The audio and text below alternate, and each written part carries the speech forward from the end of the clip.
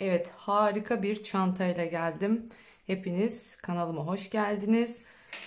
Görüyorsunuz klasik, her yerde belki de gördüğünüz yarım daire kılacımızı çalıştık. Ama bu çantanın özelliğini biliyorsunuz, yuvarlak örmek kağıt ipte birazcık zorluyor. Yani marullanma yapmadan, kasma yapmadan ve bitişinde tam bir daire oluşturabilmek çok önemli. Biliyorsunuz, arttırmalar yapıldığı zaman aynı noktalarda yapılan arttırmalar çantanın kaç gözle başlandıysa o kadar kenara sahip olmasına sebep oluyor. Yani ne demek bu?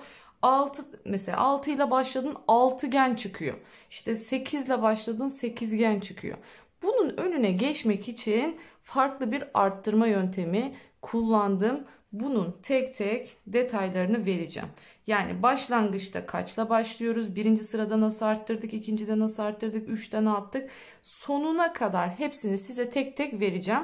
Hatta kağıda yazılmış halini de göstereceğim. Ekran fotoğrafı alıp çok daha rahat bir şekilde örebilirsiniz. Şimdi çantamızın detaylarından bahsedelim. Bu çantamız biliyorsunuz, dediğimiz gibi muntazam örmemiz çok önemli olan çantalardan bir tanesi. Bir diğer önemli noktası ise kusursuz bir fermuar dikişinin olması. Yani herhangi bir potluk olmaması lazım. Şöyle göstereyim. Bakın, ağız kısımlarının içini açtığımızda hemen dökülmemesi için fermuarı buradan başlatmıyoruz. Fermuarını şöyle yaklaşık bir 7-8 santimlik bir örgü yaptım içine ki ağzını açtığımızda içindekiler dökülmesin. Bakın şöyle gösteriyorum. Hiç takılma yapmadan kusursuz bir fermuar işçiliği. Aynı şeyi burada da yaptım. Bakın, görüyorsunuz, aynı burada da var. Şimdi içine bakalım. Görüyorsunuz, kusursuz, hiçbir pürüz yok. Tertemiz bir çantamızın içinde fermuar ve astar işçiliği görüyorsunuz. Bunu nasıl yaptım? Şöyle bir anlatayım, astarının nasıl yapıldığını örme aşamasına geçmeden önce. Biliyorsunuz, çantamızı ilk olarak tam bir daire şeklinde ördük. Daire şeklinde ördükten sonra öncelikle fermuarı, biliyorsunuz, bunları açıyoruz, ayırıyoruz birbirinden. Başından sonuna gelecek şekilde, yani bir uçtan diğer bir uca gelecek şekilde öncelikle fermuarı yerleştirdim ve tam nereden dikeceksem oradan teyelledim ilk olarak. Sonrasında benim yuvarlak çantalarımda yaptığım astarlama yöntemini uyguladık bunda da. Ne yaptım? Yine çift kattan astarımızı daire şeklinde hazırladık.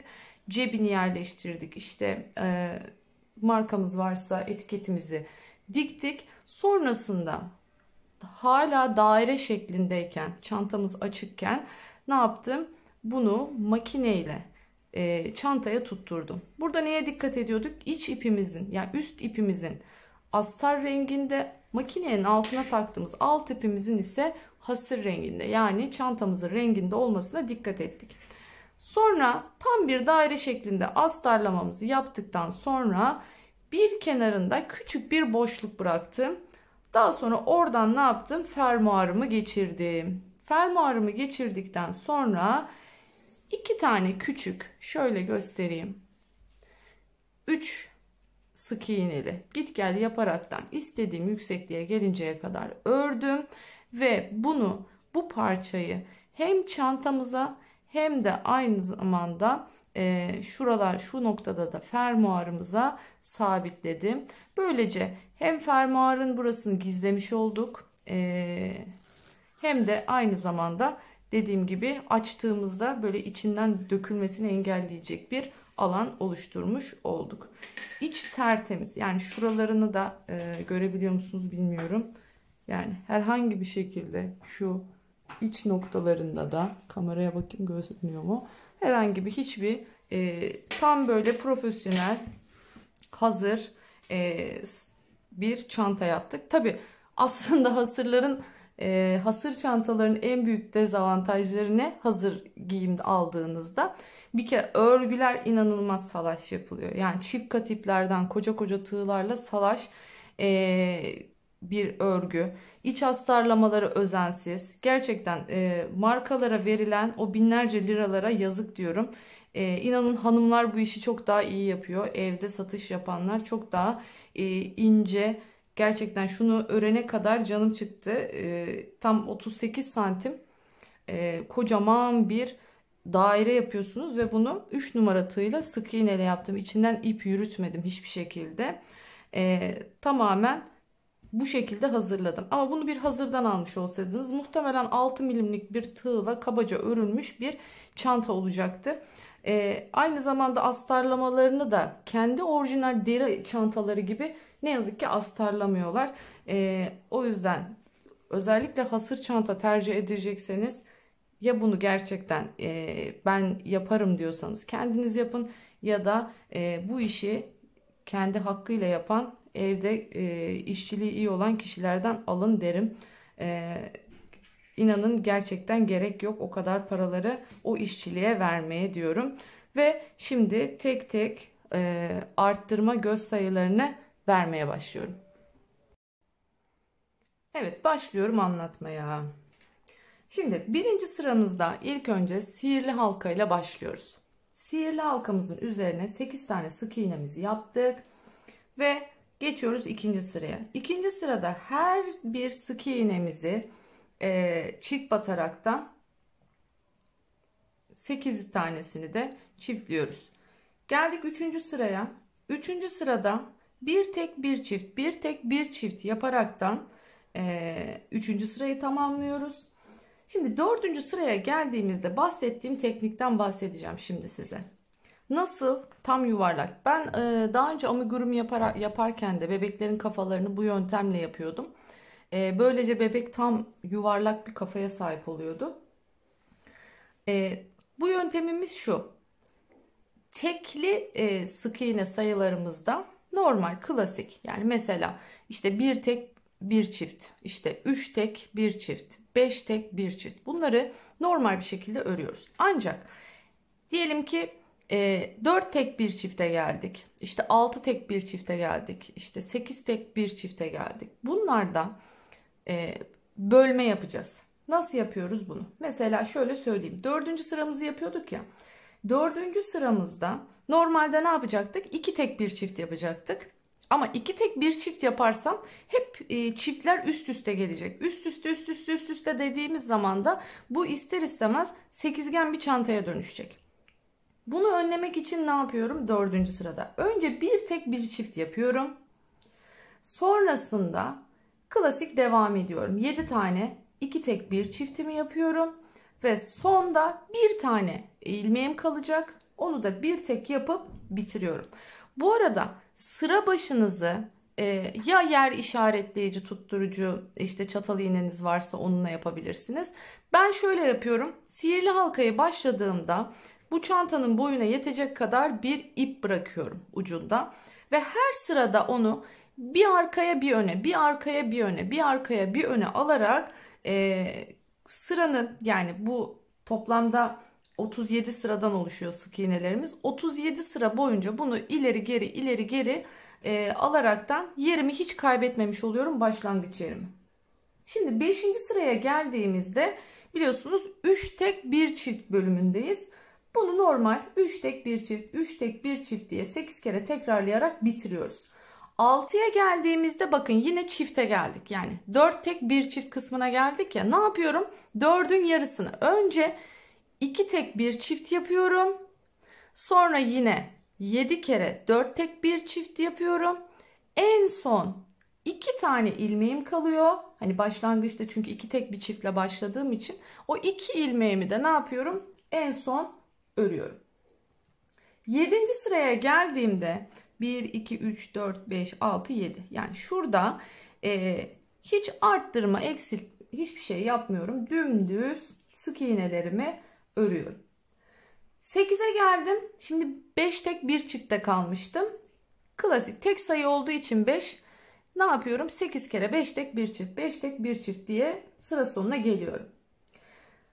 9. sıraya geldiğimde 6 tek bir çift sırasında olduğumuz için ne yaptım? 6'yı 2'ye böldüm. Yani önce 3 tek bir çift yapıyorum. Sonra 7 kere 6 tek bir çift, 6 tek bir çift, bu şekilde gidiyorum. Sıra sonunda 3 ilmeğim kalıyor. 3 ilmeğimi tek olarak örüyorum. 10. sıraya geldim. Artık 7 tek bir çift sırasındayız. 7 tek bir çift sırasında olduğumuz için 8 kere 7 tek bir çift, 7 tek bir çift, bu şekilde bu sırayı da tamamlıyorum. Daha sonra 11. sıraya geldik. 11. sıramızda bakın yine hangi sıradayız? 8 tek bir çift sırasındayız. O zaman 8'i böldüm. Önce 4 tek bir çiftimi yaptım. Sonrasında yine 7 kere 8 tek bir çiftimi yapıyorum. Ve en sonda haliyle 4 ilmeğim kalacak. Bu 4 ilmeğimi de örüyorum. Sonraki sıraya geldik. 9 tek bir çift sırasındayız. 9 tek bir çifti 8 kere tekrarlıyoruz. Bu sırayı da bitirmiş oluyoruz. 13. sıraya geldiğimizde sıra boyunca yine dümdüz sık iğne örüyoruz. Eğer bunu yapmazsak, yani her sırada arttırma yapmaya kalkarsak çantamızda marullanma olmaya başlıyor. Arada bir toparlama sırası diyoruz biz buna. 13. sırayı da sıra boyunca hiç arttırmadan örüyoruz. 14'e geldim. 14'te artık 10 tek bir çift sırasında olduğumuz için onu böldüm. Önce 5 tek bir çift yapıyorum. Sonra 7 kere 10 tek bir çift yapıyorum. Ve en son yine 5 tek kaldı. 5 teki de örüp sıramı bitiriyorum. 15. sıradayım. 15. sırada yine hiç arttırma eksiltme yapmadan ördüm, tamamladım. 16. sıraya geldiğimde 8 kere 11 tek bir çiftimi yaptım. Yani bakın dikkat ettiyseniz ne oluyor? Aslında arttırma noktanız normalde 8 taneyken bu yöntemle arttırma noktanız 16'ya çıkıyor. Yani bir tanesinde atıyorum burada arttırma yapıyorsanız ara bakın normalde şu kadar olması lazım. Diğerinde burada yapıyorsunuz. İşte burada deyince haliyle ne oldu? 8 arttırma yeri olacağına 16 arttırma yeri olmuş oldu. 16 tane kenarda artık kenar olarak görünmüyor. O yüzden tam bir daire şekline geliyor. Şimdi devam etmeyeceğim. En son size zaten finalde kağıdın yazılı olan kağıdı da göstereceğim. Ekran fotoğrafı da alabilirsiniz. Oradan da yapabilirsiniz. Burada sadece şunu söylemek istiyorum. Belli bir süre ara ara sık iğnelerle topladım ama son kısımda, yani yaklaşık şöyle söyleyeyim, 21. sıradan 33. sıraya kadar her sırada arttırma yaptım. Bunu da neden yapıyorum? En son arttırma kısımları ister istemez şöyle biraz köşe gibi duruyor ya, onu güzelce toparlamak için, yani çantanın tam bir daire olabilmesi için son 4 sıra boyunca artık arttırma yapmıyorum. Yani şurada gördüğünüz şuradan itibaren hiçbir arttırma yok. Dümdüz ördüm. En son sıra başına geldiğimde geri dönüyorum ve ters sık iğne yöntemiyle ağzını bitiriyorum. Bu şekilde çantamız hazırlanmış oluyor. Astar detaylarını da söylediğim gibi eğer yaparsanız son derece bu şekilde, bakın hiç köşelenme yok. Belki görüyorsunuzdur yakın çekimlerde, internette paylaşılanlarda ağız bu kadar düzgün bir şekilde bir yarım daire oluşturmuyor. Takip edenler varsa storylerimde paylaşmıştım. Bunun hiç ütülenmemiş hali bile inanın kalıp gibi böyle dümdüz. Normalde yuvarlak taban örenler falan bilir. İlk başta böyle çok düzgün durmazlar. Ütüyü basınca böyle düzelirler.